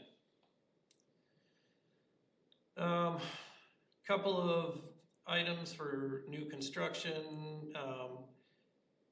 There'll be, we're moving forward with a proposal to put 2 new buildings off of Ochala and Index Drive, also on North Fish Hatchery Road there on the east side, next to Bella Springs and Ochala Springs. So that'll be 2 buildings, one of which is 86 market rate apartments, and the other is going to be 60 affordable units at 30 to 80% of area median income. And then the last thing on my list here, out in Southdale, the Badger lift station, it has reached the end of life and it needs to be replaced. So we've got a cost sharing agreement. Madison pays 2/3 of that. Fitchburg pays 1/3. So that'll be, I think, happening this summer. All right. Thank you, Bill. Staff and commissioner updates. Solid waste, Ben? Yes, so we continued the food scrap collection. So as of March 1, there were 1,685 gallons collected, estimated at about 6,300 pounds. And then there were also 227 registrants. So once we kind of hit that 200, it seems like we're starting to plateau a little bit. So we've been making some of the posts. Yeah. Some of those have gotten really quite a bit of interaction, so that's been good to see. In fact, one of them I think was maybe the most interacted post I've ever seen on the city's Facebook page, so that was cool to see.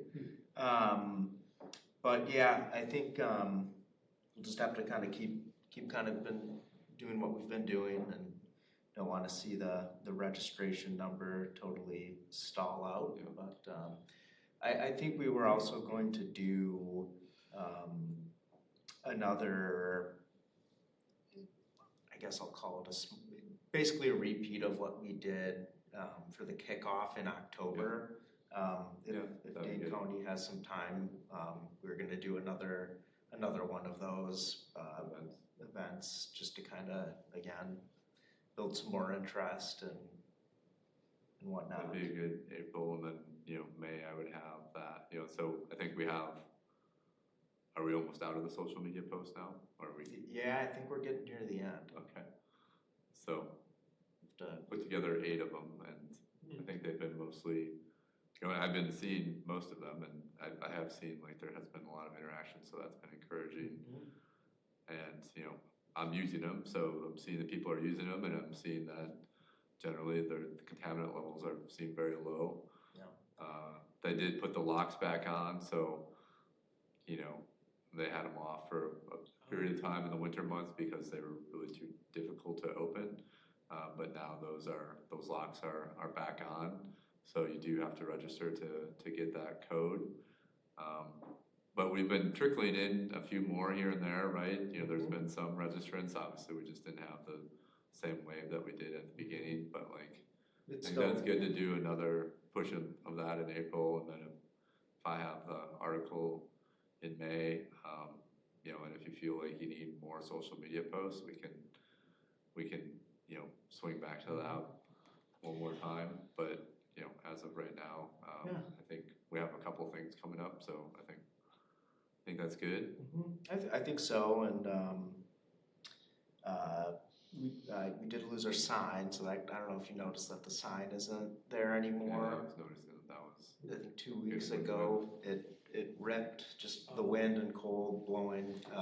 So we are getting another sign that they're gonna drop off, and I guess I'll have to come up with maybe a Laminate it this time. a different way to hang it up there, Okay.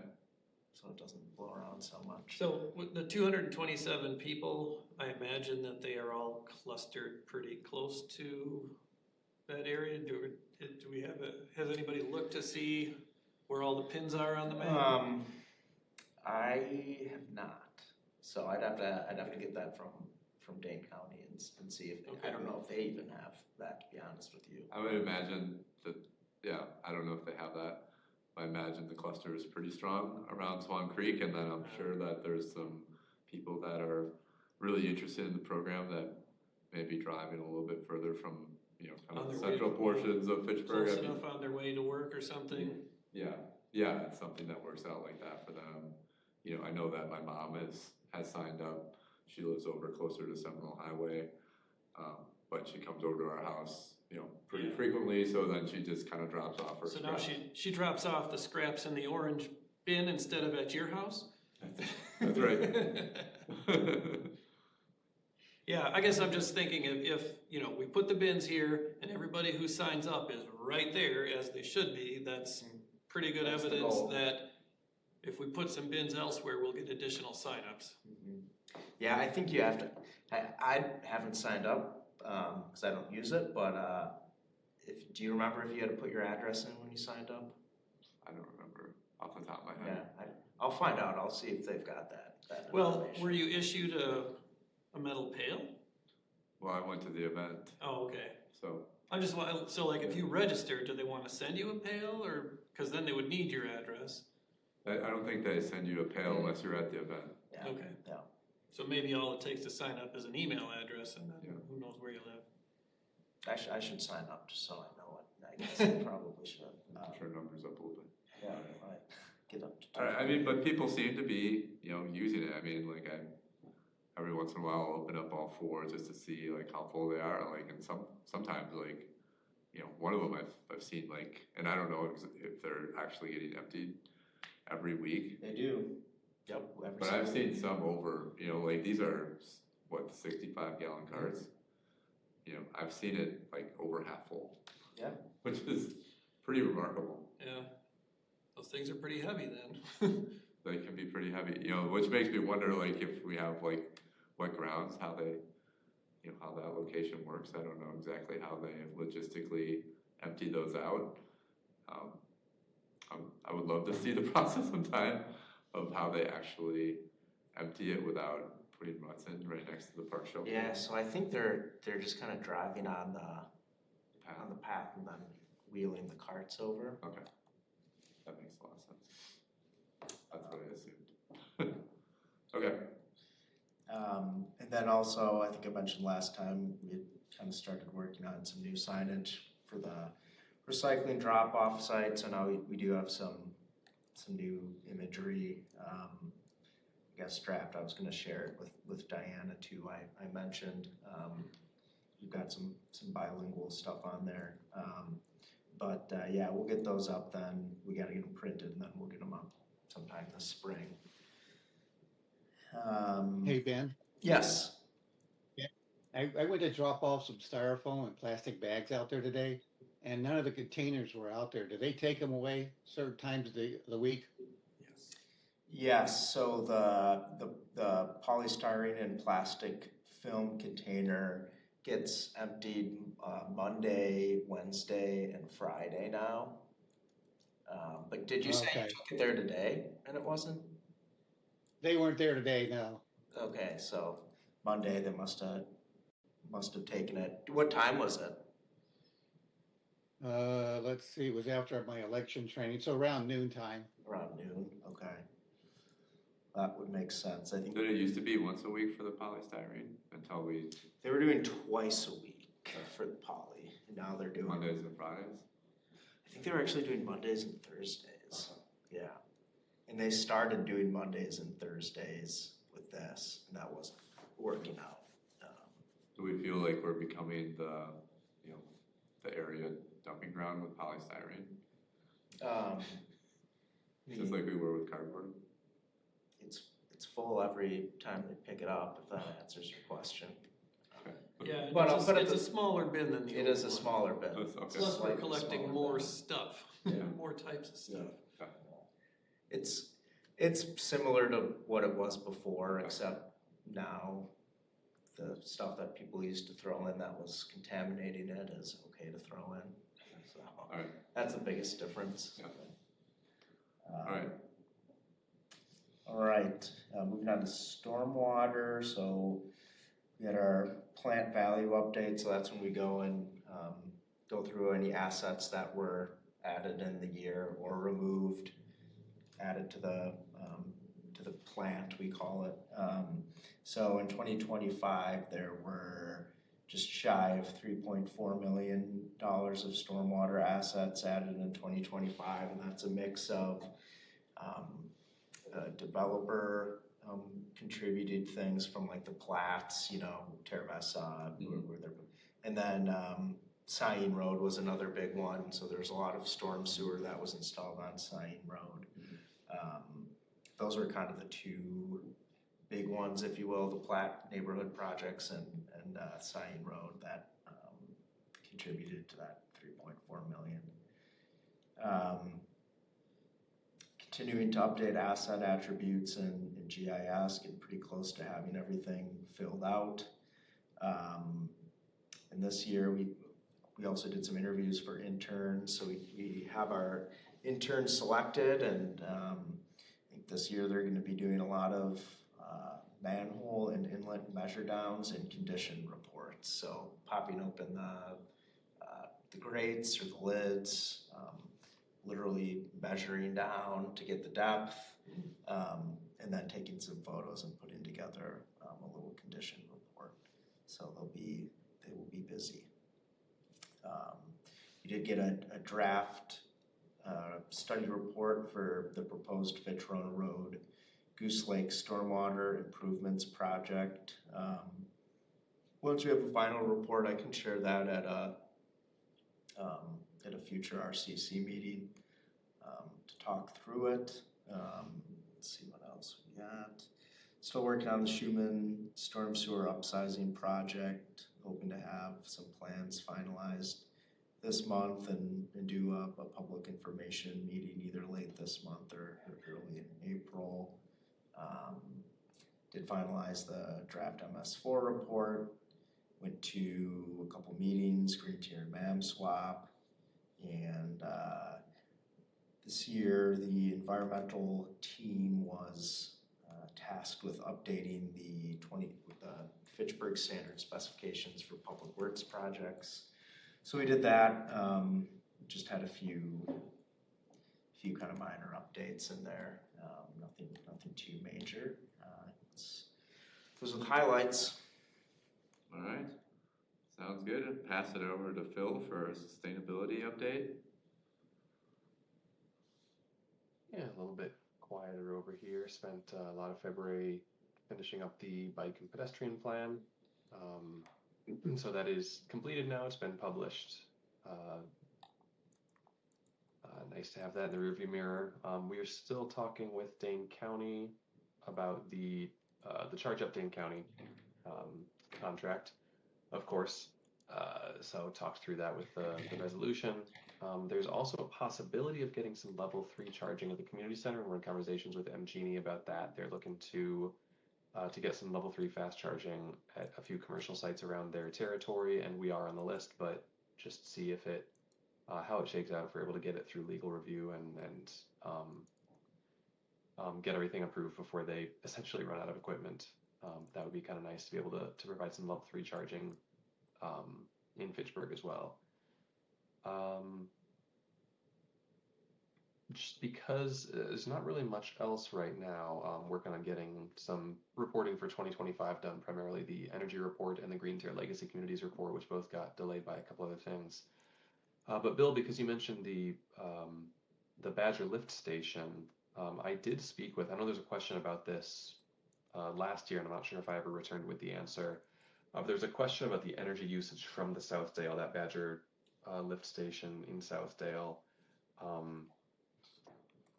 When we were looking at energy usage for Fitchburg, essentially when we absorbed the population of Southdale, did we also absorb that energy usage associated with their water pumping? We did not. So that energy data is still essentially being collected by Madison. They still have that electricity on their bills and have not been dividing it out and charging us for usage. I didn't want to push too far on that one, but at least as of right now, they weren't like prorating electricity costs and giving us a charge for that. With the updating of the lift station, I don't know if that's going to be a discussion point or not.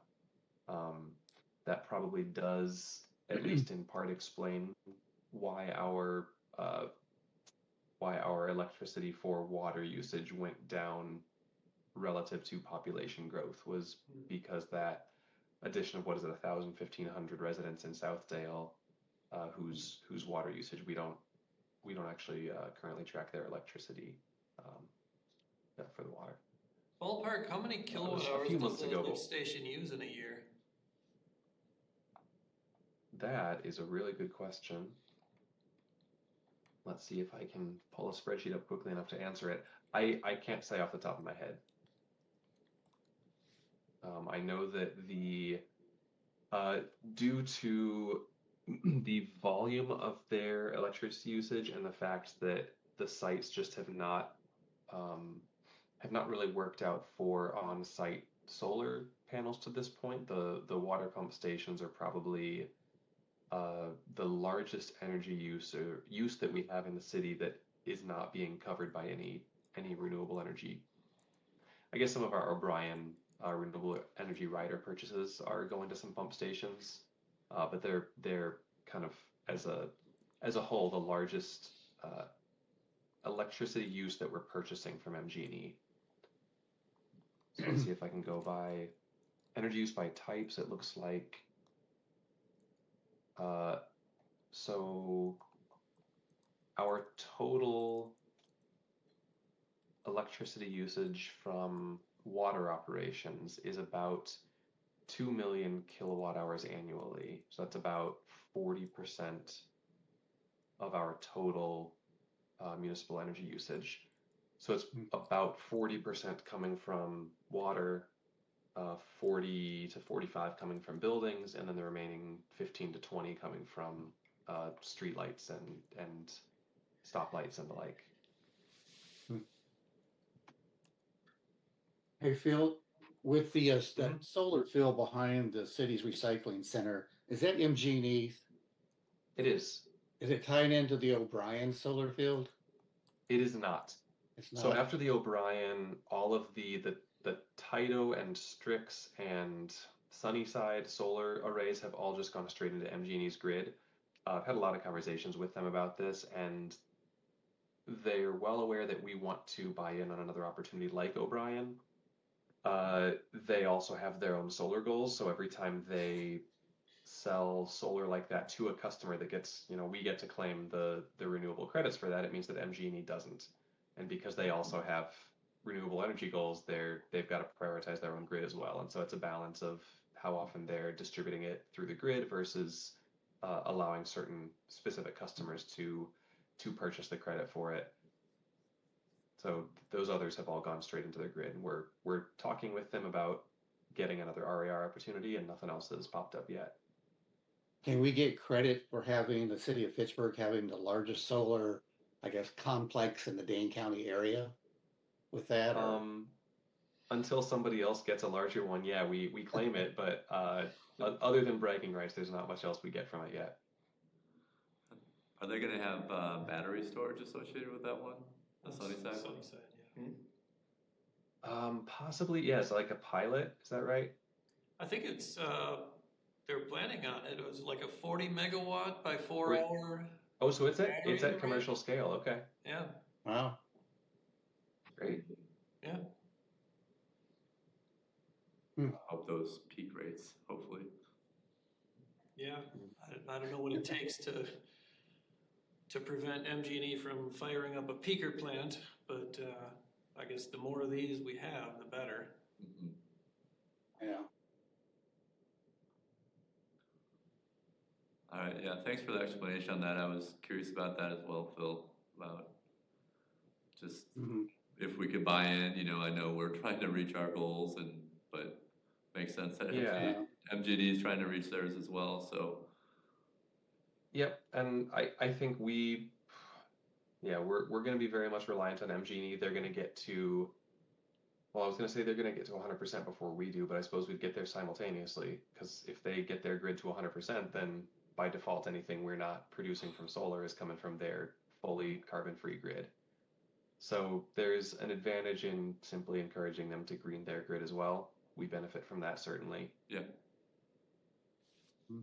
I think that we could, in terms of installing our own solar and directly generating our own renewable energy, we're at 42% right now is for the whole city, and that's a combination of our rooftop solar, that's about 8%, 7 or 8. The O'Brien purchases, that's another 17, 18%, and then the grid purchases, and that's the rest. So that's another, about 17%. We could realistically put another, I don't know, 5 to 10% of our usage on buildings and city ground sites that are viable. That gets us still right around 50% or so, and then we're still going to be very much reliant on MG&E, and to a smaller degree Alliant. About 1 to 2%, probably 1% of our electricity purchases come from Alliant, primarily for street lighting. So there's more advantage in pushing MG&E to go green as fast as possible than in the remaining percentage. That's anytime we have a new building installed, I want to get as much solar on it as possible, of course, but in terms of looking at what other city property can we use for another 100 kilowatt hours capacity or kilowatt capacity of solar. Phil, discussions about how to break that down.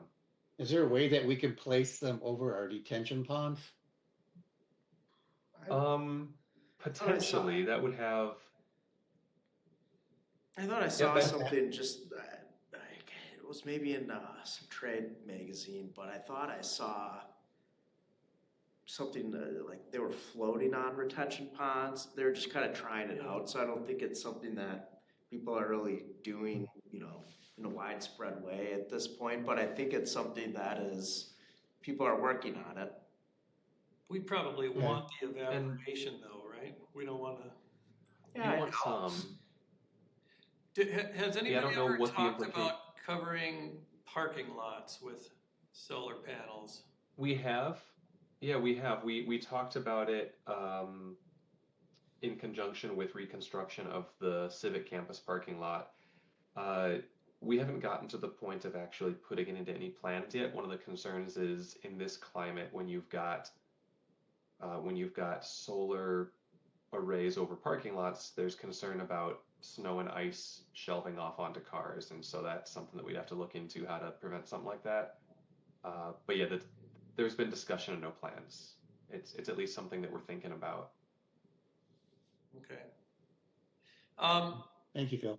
Kind of, it's also interesting that being at our latitude, in the winter, if you like orient your panels vertically, you probably are going to get just about as much sunlight on them as you would if they're tilted, depending on how much space there is between them. But, then you wouldn't have to necessarily worry about that problem, at least not to that same extent. I don't know if they. That's true. Yeah. It would be much more expensive and complicated to do solar panels on tilting axes over a parking lot. That's a lot more equipment to worry about maintaining, but yeah, that would minimize the ice and snow buildup for sure. Interesting discussion. I think what is probably going to end up happening, and I'm not at this point yet, but I'm not far away from it. Once we get to a certain percentage and we say, all right, we had a goal of 100% of our electricity coming from renewable sources by 2030, I'm going to start looking at what percent is remaining and what would be the cost to buy that down with renewable energy credits, with things like green power tomorrow and shared solar through the utilities. What will be other options, and kind of bring that cost to council and ask if they have the appetite to put that into the annual budget, kind of a decreasing amount as the utility gets greener and greener. But Right. I suspect that our best path to getting to 100% by 2030 is going to involve renewable energy credit purchases. I believe that's how Dane County got to 100% 2 years ago. Was Yep. they closed out the rest of their carbon with credits.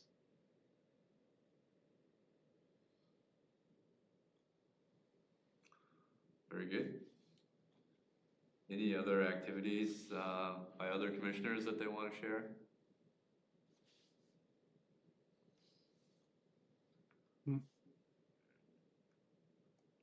Nothing? I don't have anything new to report on the schools at this time.